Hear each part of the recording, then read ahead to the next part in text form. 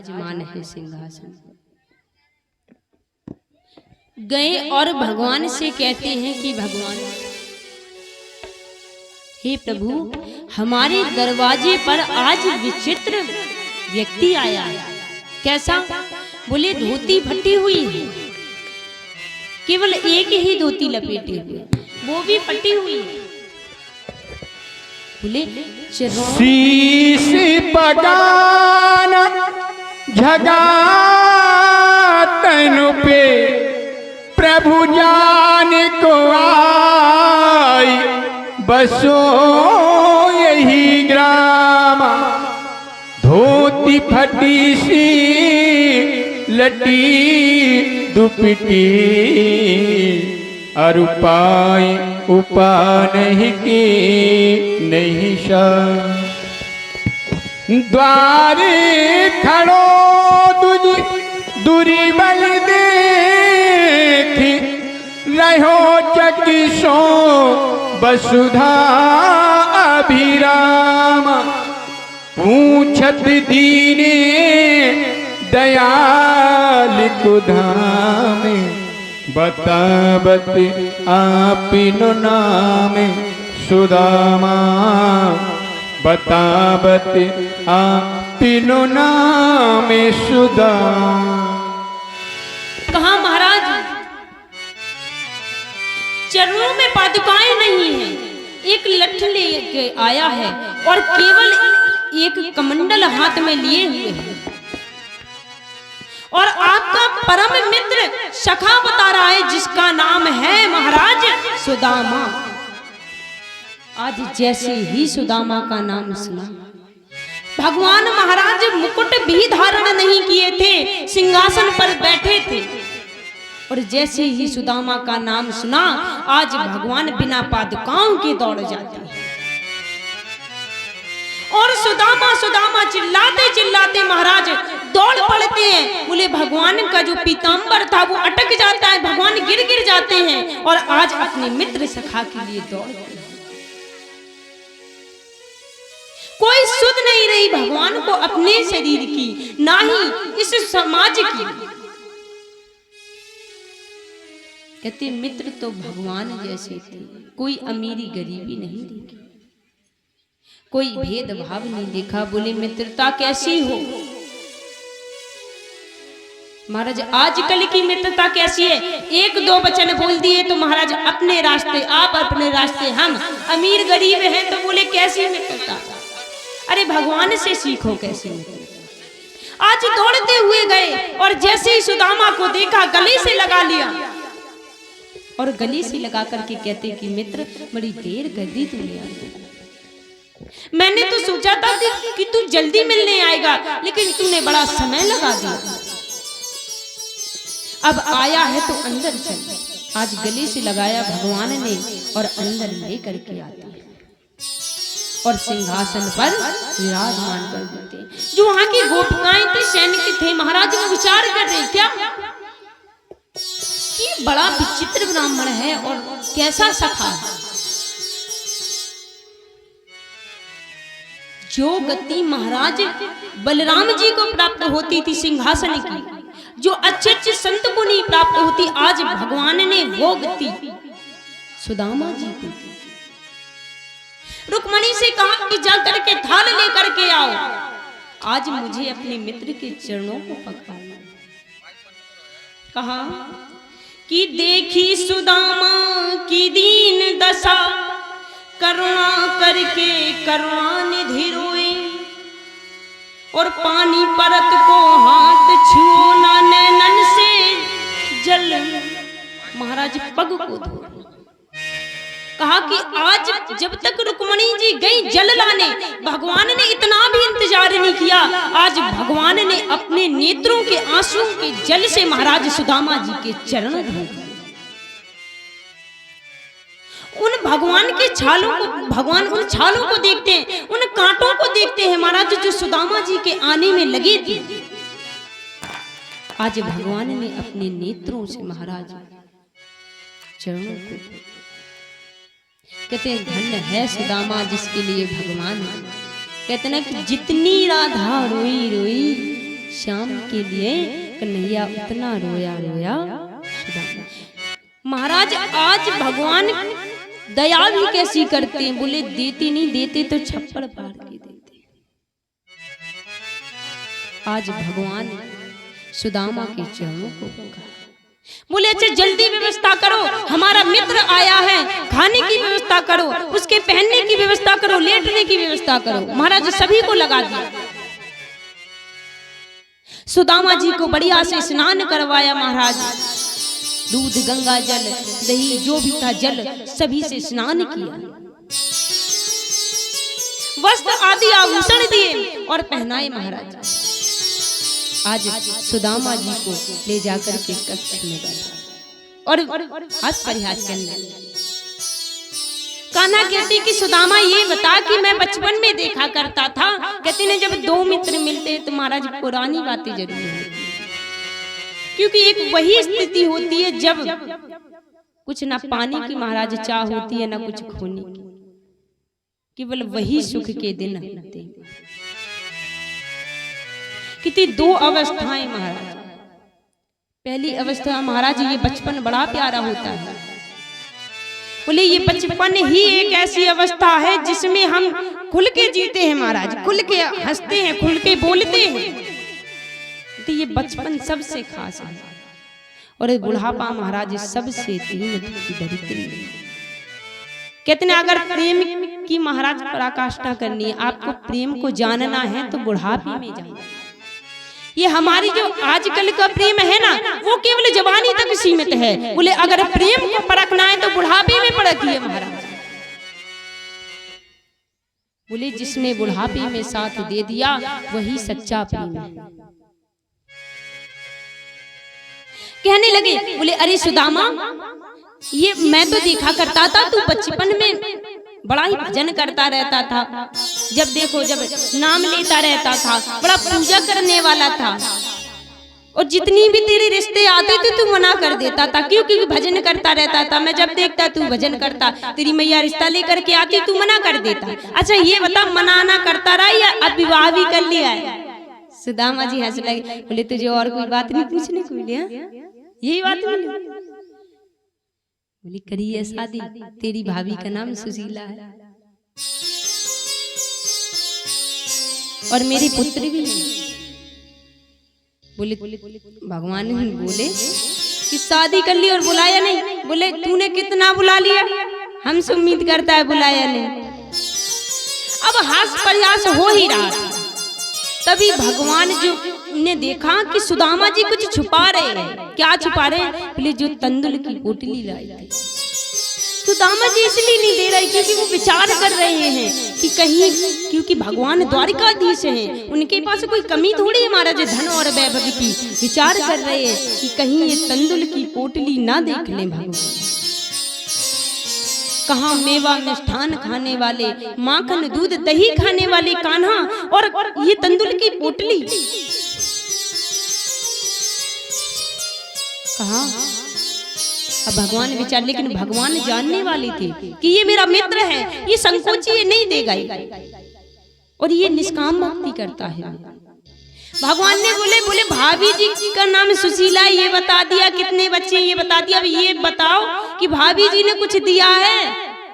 सुदामा जी कहते दिया तो कुछ नहीं है तुम्हारी भाभी ने, और कुछ लेना है तो अपनी भाभी से लेना जब मिले। बोले ऐसा नहीं हो सकता, भाभी कुछ ना कुछ तो देंगे। सुदामा जी ने बताया, बोले देख मित्र बता दे, आराम से पूछ रहा हूं, अभी नहीं बताना तो पड़ेगा। अब महाराज भगवान कितने गुदगुदी वाली रखते, भगवान ने गुदगुदी कर दी सुदामा जी के, तुरंत पोटली गिर गई। उठा लिया उस पोटली को और हाथों में ले लिया, और जैसे ही खोले भगवान ने देखा कि पोटली में चावल है। महाराज बोले सुदामा आज भी तू हमारा हिस्सा खा रहा है? अरे इतना अच्छा भेंट हमारी भाभी ने दिया है और तू छुपा रहा है? अरे ये चावल नहीं, ये अमृत है, ये तीनों लोगों को महाराज संतुष्ट करने वाला। आज भगवान ने महाराज उन चावलों को लिया और एक मुट्ठी चावल ली। बोले लोग कहते महाराज 3 का वर्णन आता है, लेकिन हमारे मूल भागवत में 2 का वर्णन आया है, 2 मुट्ठी का। लेकिन सभी कथावाचक जो हैं वो 3 मुट्ठी का वर्णन बताते हैं, लेकिन हमारे गुरुजी ने जिन्होंने सिखाई है भागवत, उन्होंने केवल 2 मुट्ठी का वर्णन बताया। बोले पहली मुट्ठी में सारे पृथ्वी लोक का राज्य दे देते हैं, और जैसे ही दूसरी मुट्ठी खाने वाले थे तुरंत रुक्मणी जी हाथ पकड़ लेते। बोले अजी बड़े चतुर हो, हमारे ससुराल से भेंट आई और अकेले अकेले खा रहे हो, हमें भी तो दो जरा, हम भी तो देखें इनमें कितना रस है, कितना स्वाद है, जो आज आप भी इन चावलों के लिए बेताब है। और महाराज इस प्रकार से उन चावलों को भगवान बड़े प्रेम से, अब महाराज एक दिन व्यतीत हुआ। अब भगवान से सुदामा जी ने कहा कि अब मैं चलता हूं, अब आप मुझे जाने की आज्ञा दे दो। तो भगवान कहते एक दिन और रुक जा। बोले नहीं देख सुदामा, वहां पे तेरी भाभी जो है ना वो अकेली हैं और बच्चे भी अकेले हैं, अब जाना तो हमें पड़ेगा ही। अच्छा बोले जाना है तो चला जा, लेकिन एक काम कर, जो मेरी पत्नियां हैं उन्हें आशीर्वाद देकर जा। महाराज आज सुदामा जी ने ये नहीं सोचा कि मेरे जो मित्र हैं वो बड़े धनवान हैं तो मैं 2-4 दिन ठहर जाऊं, ये नहीं विचार किया। ये भगवान ने ये नहीं सोचा कि मैं कुछ दिन और रुक जाऊं तो कुछ दे देंगे। कहते 1-2-4 दिन की मेहमानी होती, कहीं जाओ तो आप 2-4 दिन से ज्यादा मत रुको, वो कितना भी सगा क्यों ना हो, क्योंकि इसके बाद महाराज कोई आपका सम्मान नहीं करता। आज सुदामा जी ने केवल और केवल महाराज एक दिन व्यतीत किया। अब बोले ठीक है आशीर्वाद तो दे देंगे, एक काम कर रानियों को बुला। भगवान हंसने लगे। भगवान बोले कक्ष में तो नहीं आ सकती। तो सुदामा जी ने कहा क्यों नहीं आ सकती? बोले महाराज अब आपको ही बाहर चलना पड़ेगा आशीर्वाद देने। तो सुदामा जी ने कहा ठीक है चलते हैं। अब सुदामा जी महाराज बाहर गए। अब सुदामा जी ने जो ही देखा महाराज इतनी लंबी लाइन, जहां तक नजर जाती महाराज रानी रानी खड़ी है। भगवान ने कहा क्या देख रहे हो, आशीर्वाद दो, आओ एक एक लाइन करके छियो। भगवान कहते रुक जाओ ये बताओ पहले। अब भगवान को एक कोने में पकड़ के ले गए।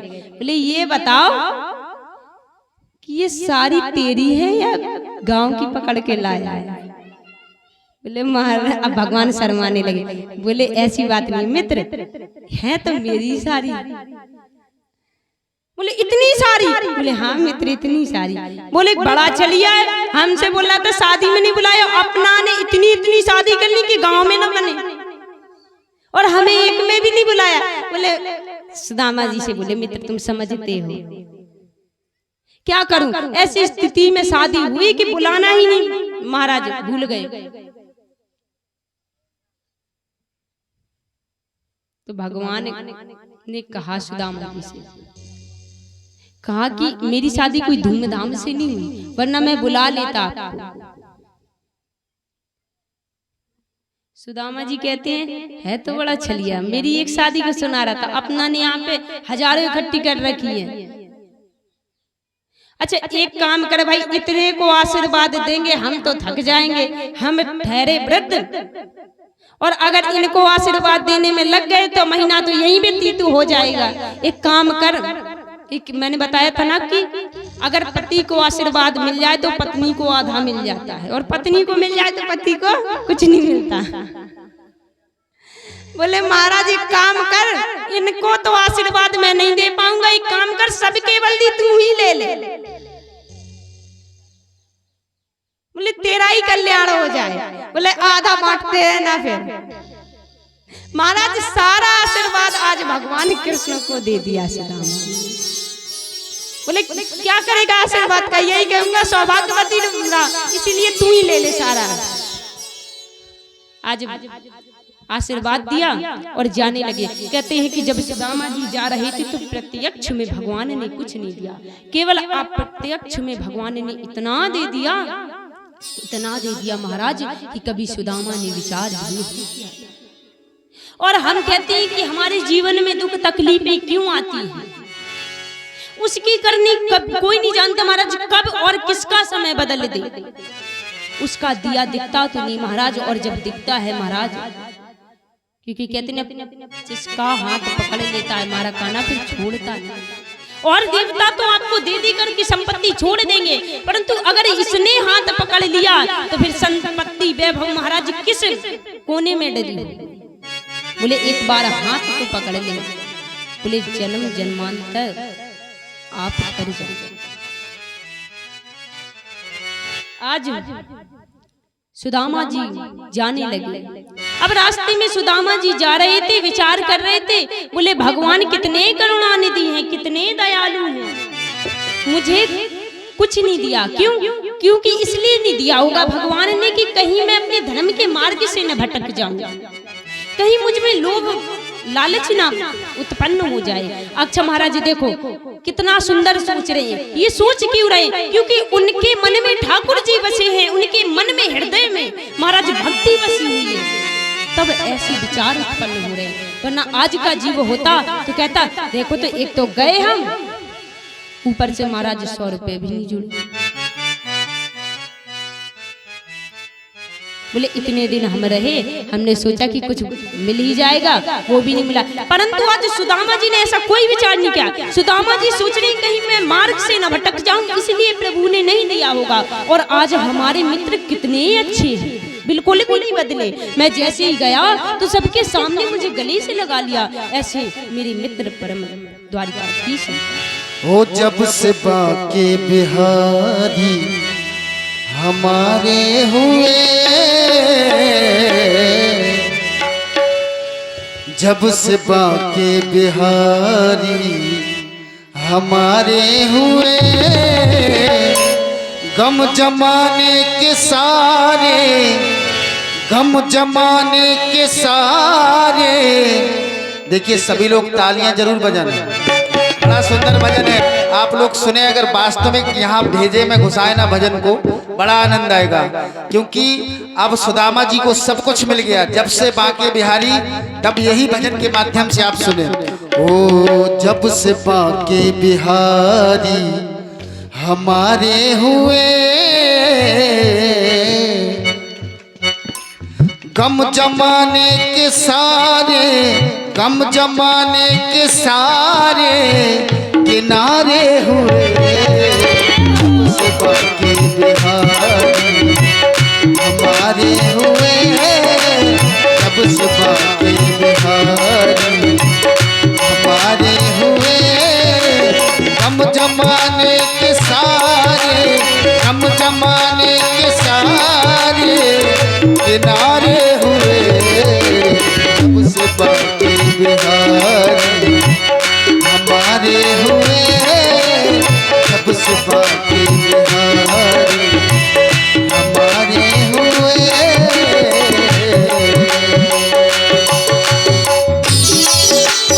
जय हो, बोलिए द्वारकाधीश भगवान की जय हो।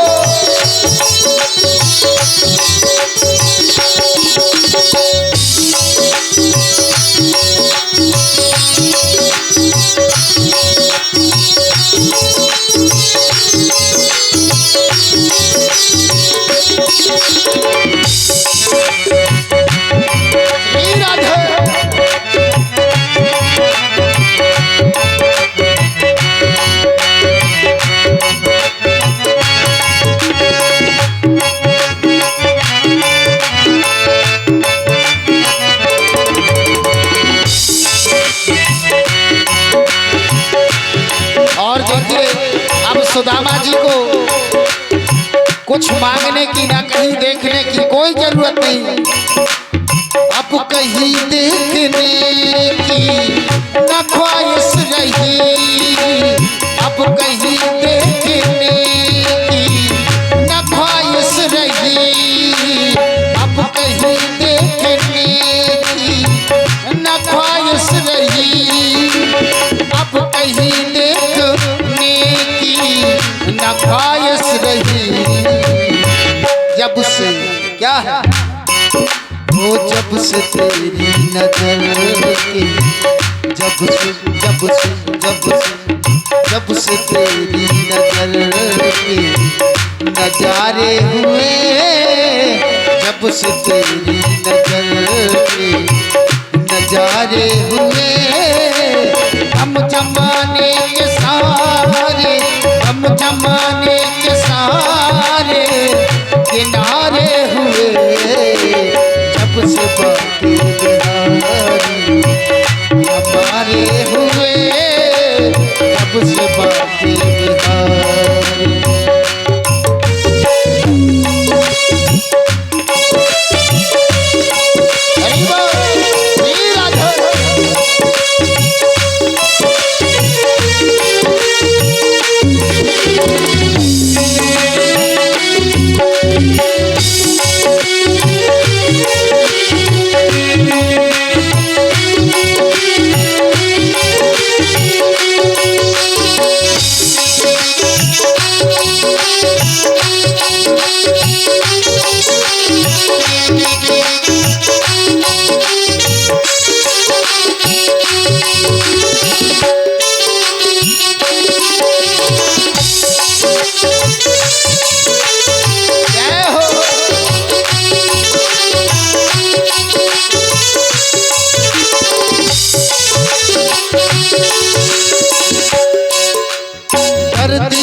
अब हमारी दबा बन गया, धरती ही अब हमारी दबा बन गया। देखिए सुदामा जी के जितने भी दर्द हैं सब उन्हीं के दर्दों की दवा बन गई।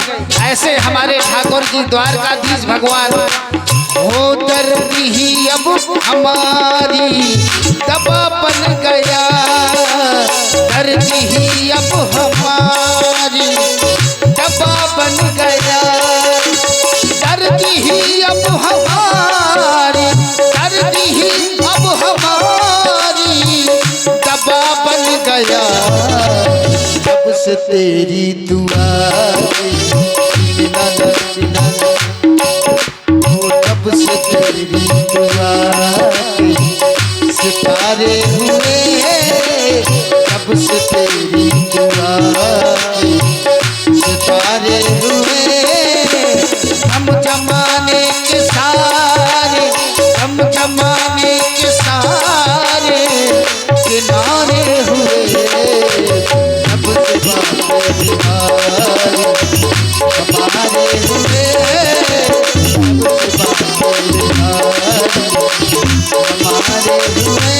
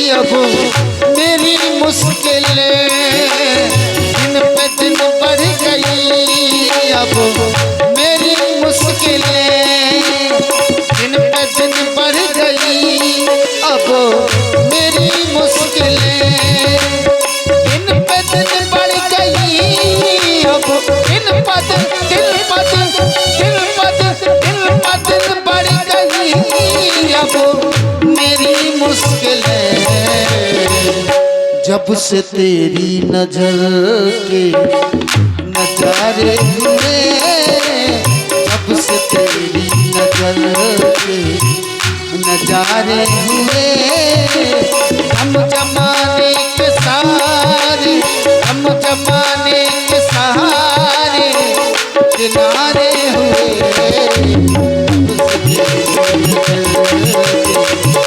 नजारे हुए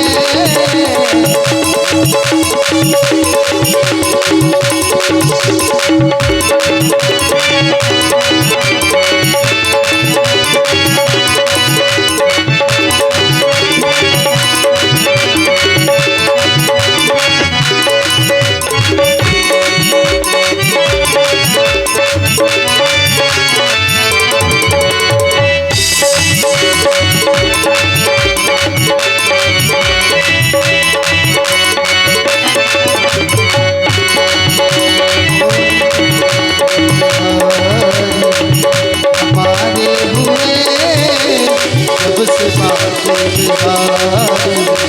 हमारे हुए हम जमाने के सारे हम जमाने के सहारे किनारे हुए हमारे हुए हमारे हुए हमारे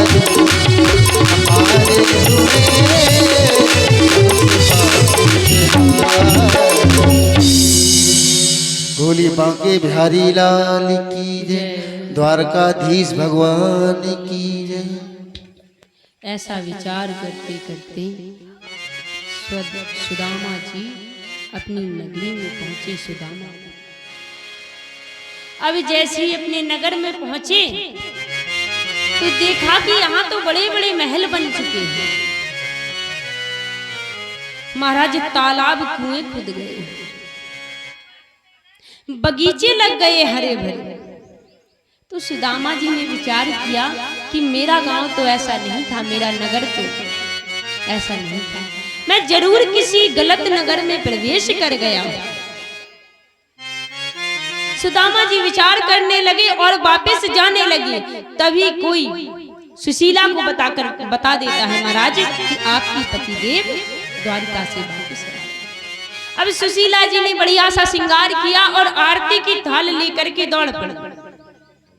आज सुदामा जी जा रहे थे, अब रास्ते में रोक लिया सुदामा जी। सुशीला थाली लिए सामने खड़ी, बोले कहाँ जा रहे हो आप? तो बोले देवी आप कौन? तो बोले मुझे नहीं पहचाना, मैं आपकी पत्नी सुशीला। बोले पागल होगी कि हमारी पत्नी को हम छोड़कर किस हालत में गए थे? देखा था कुछ तो फटी हुई साड़ी पहने हुए थी, ना कोई गहना जेवर था।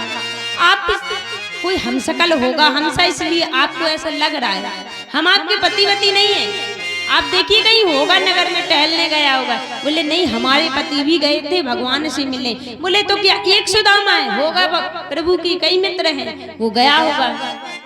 अरे बोलते महाराज हम ही हैं आपकी पत्नी।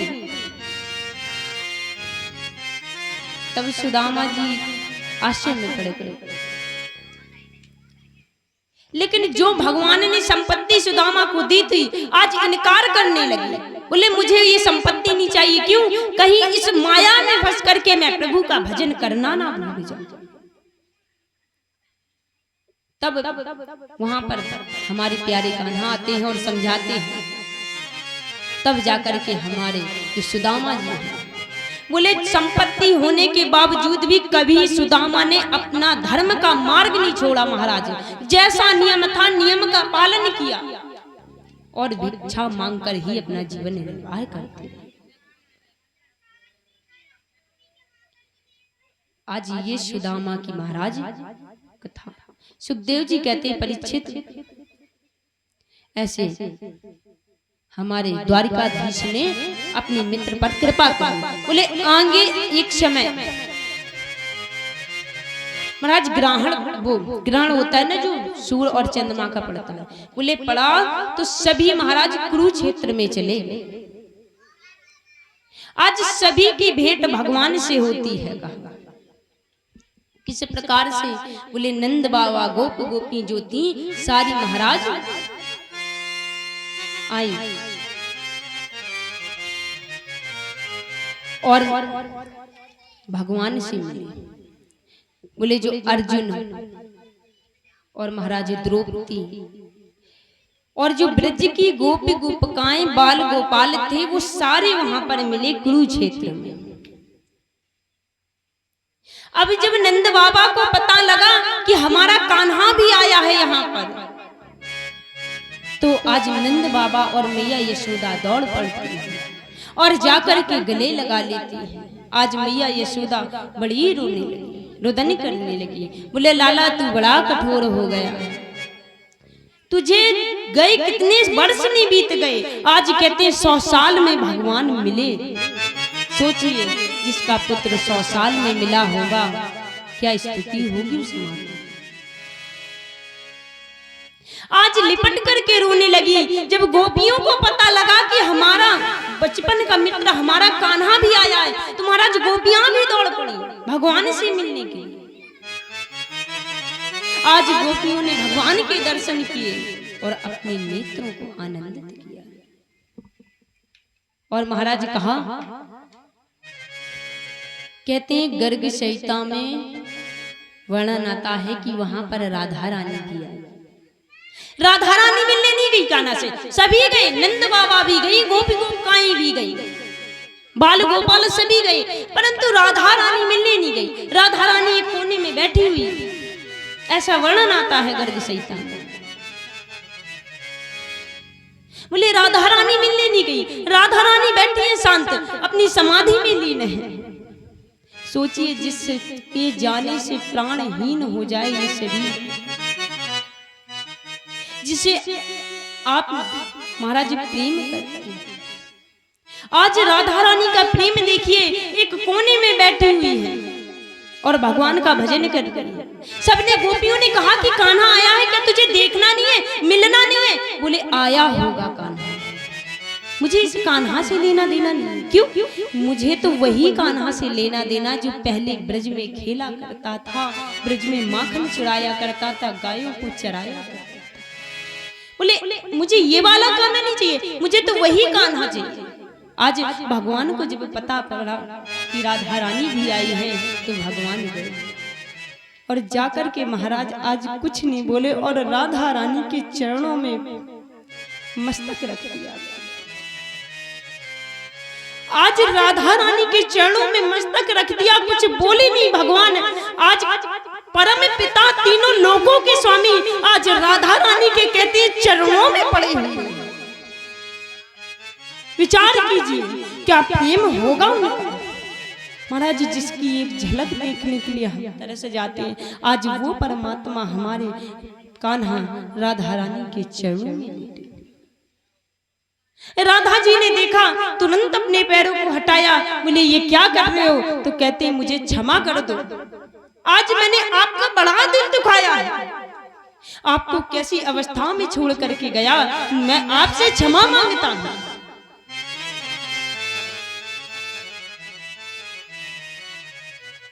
भगवान ने आग्रह किया कि मुझे क्षमा कर दो, मैंने तुम्हारे दिल को ठेस पहुंचाई, तुम्हारे प्रेम को ठेस पहुंचाई। परंतु राधा रानी कुछ बोली। भगवान ने आग्रह किया, अब आई हो तो यहाँ पर रुको, आप द्वारिका में जो व्यवस्था होगी मैं पूरी करवाऊंगा, लेकिन अब आप हमारे ही साथ रहो। तो महाराज हंसने लगती है।